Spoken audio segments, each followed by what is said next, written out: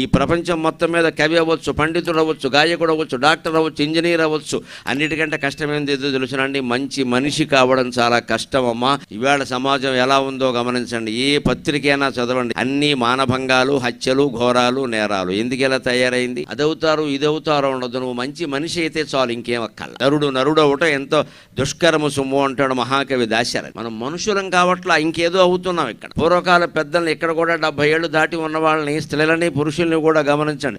వారి జీవితాల్లో ఏదో అవ్వాలి అనుకోలేదు. ఏదో భగవంతుడు ఆయుర్దాయం ఉన్నంతకాలం 2 మెతుకులు తిని మంచి పేరు తెచ్చుకుంటే చాలు, ఇంకేం అక్కల. వాళ్ళ ఆశయం అంతే, మంచి పేరు తెచ్చుకుంటే చాలు, ఇంకేం అక్కల. పిల్లల్ని ఆ మంచి పేరు తెచ్చుకోవడం కోసం ప్రయత్నం చేసి పెంచాలి. ఏదో వృత్తిపరంగానో డబ్బు పరంగానో ఎదగడం కాదు ఇక్కడ. అంటే భవిష్యత్తు గురించిన ఊహలు భయాలు వదిలేయాలి.